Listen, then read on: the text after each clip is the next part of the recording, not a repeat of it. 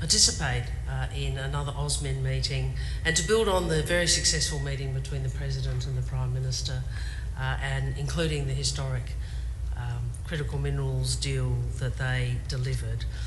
Osmin was established, that is this meeting was established under President Ronald Reagan and Prime Minister Bob Hawke. And in 1985, President Reagan spoke of our common defence of freedom from the First and Second World Wars and said, "All this has nurtured the bonds of friendship between our two peoples. Today, the United States and Australia as much as ever rely on each other." That remains true today, and as Secretary Rubio said, Australian soldiers have fought beside American troops in every major battle since World War I, and we continue to rely on each other. Not just our servicemen and women, whom we thank for their service, but all our people. And that's because the work we do together is indispensable to a peaceful, stable and prosperous Indo-Pacific. And this is something Secretary Rubio has spoken so eloquently about. The United States is our principal ally and our principal strategic partner. And together we navigate volatility, we invest in each other, we invest in the region's security, and we boost each other's prosperity, whether that's through investment in critical minerals, critical technology, Australian superannuation, or of course AUKUS. Australia's approach to the alliance has always been to work to ensure it delivers concrete benefits for our security and prosperity and for that of the United States. And AUKUS is central to that, a win for Australia, a win for the US and a win for the United Kingdom. And we welcome President Trump's statement, "We are full steam ahead." We are full steam ahead. So we look forward very much to these consultations today. Very happy to be here in Washington. We'd also, Secretary Rubio, be very honoured to welcome you to Australia when you are when you are able to come. So thank you again for hosting us. We look forward to the discussions. All right. Secretary Rubio, thank you for hosting us. Deputy Prime Minister Marles, we've seen each other often, and we will continue to inform Minister Wong. Thank you for being here. It was mentioned, this is the 40th year of Osmin, 1985, and it's not lost on any of us the depth of the friendship our two countries have had and our militaries have had for quite some time.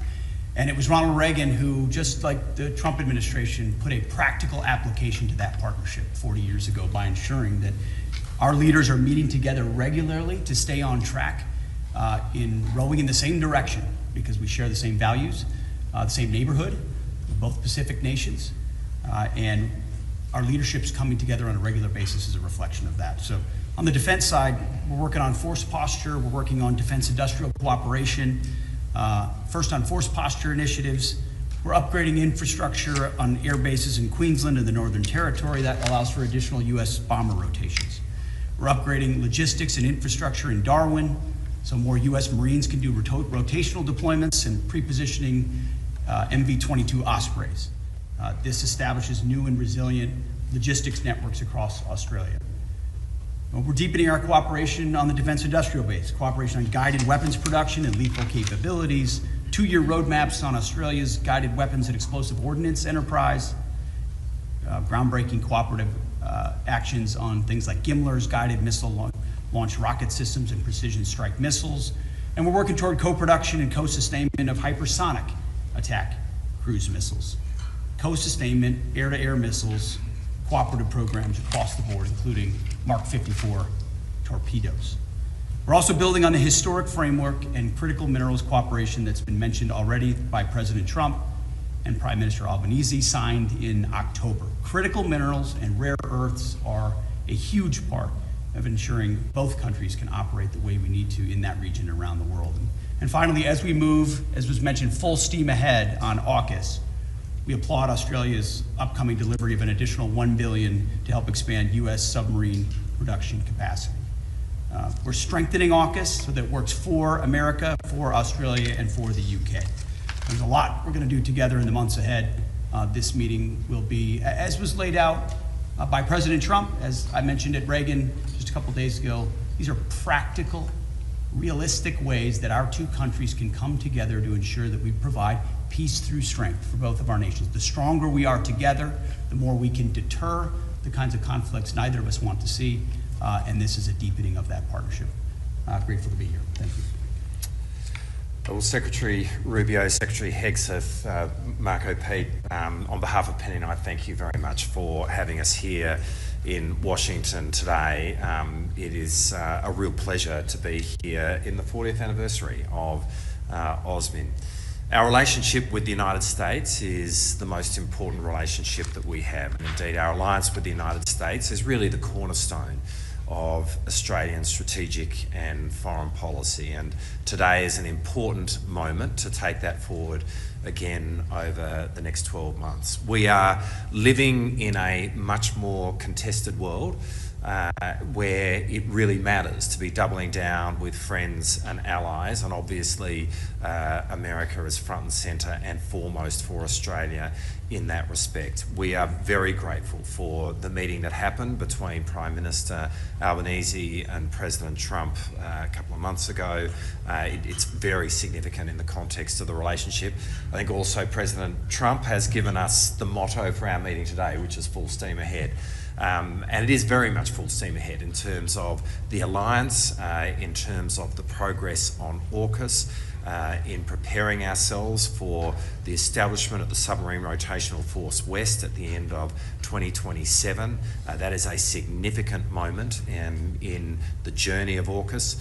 But right now we've had an increased number of visits of US nuclear-powered submarines to Australia, including the USS Vermont, which has been at HMAS Sterling over the last 6 weeks or so, where it's undergone the most extensive maintenance that a US nuclear submarine has undertaken outside of the United States. And we are really pleased with the progress that we are seeing in terms of building Australia's capabilities to ultimately be able to operate our own nuclear-powered submarine capability going forward.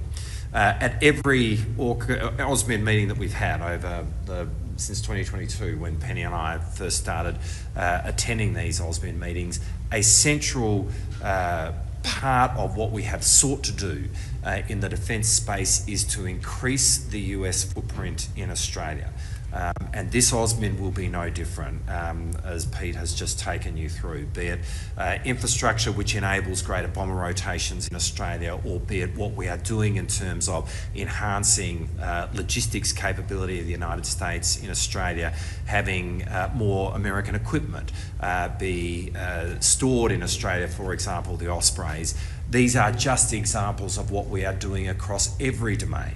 Air, sea and ground, but also space and cyber, to have the most extensive American force posture that we have seen in terms of the breadth of that in the Australian continent. And that is so important going forward, to make very clear in our region that Australia and America stand side by side in working together to contribute to the peace and security of the Indo-Pacific.